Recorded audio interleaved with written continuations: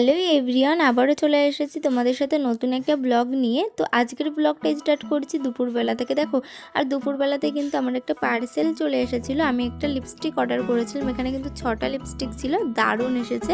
তোমাদের কেমন লাগলো কমেন্ট করে জানিও। আর আমি কিন্তু এখন শ্বশুরবাড়িতেই আছি, তো একটু সন্ধ্যাবেলায় বরের সাথে আমার ননদদের বাড়ি গিয়েছিলাম।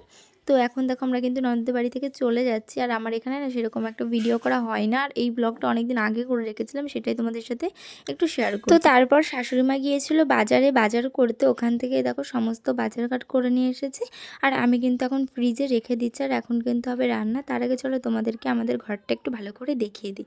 এটা কিন্তু আমাদেরই ঘর, আর আমার বাবার বাড়ি থেকে এখনও আমাদের কোনো ফার্নিচার দেয়নি, তো খুব তাড়াতাড়ি কিন্তু দেবে, সেগুলো তোমাদের সাথে অবশ্যই শেয়ার করব। তারপর দেখো এখন কিন্তু আমি বিছানাটাকে ভালো করে ঝেড়ে নিচ্ছি, কারণ যেহেতু সারাক্ষণ বিছানায় থাকা হয়, এর জন্য একটু না ঝাড়লেও হয় না।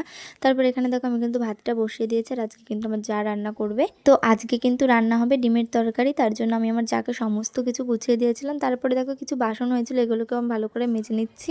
তো তোমরা আবার ভাবতেই পারো যে আমার ভিডিওগুলো কে করে দিচ্ছে। আমার ভিডিওগুলো কিন্তু সমস্তটাই আমার বর করে দিয়েছে। আর এখানে কিন্তু দেখো আমার ননদ চলে এসেছিলো, আর আমার সাথে প্রচণ্ড পরিমাণে ইয়ার্কি মারছিল।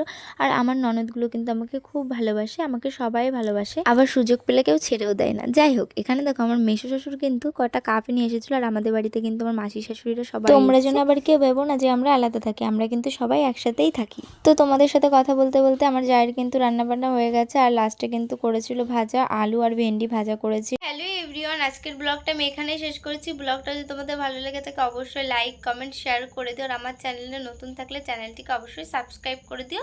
তো তোমাদের সাথে দেখা হবে আবারও নেক্সট কোনো একটা ব্লগে। ততদিন সবাই ভালো থেকো, সুস্থ থেকো, বাই।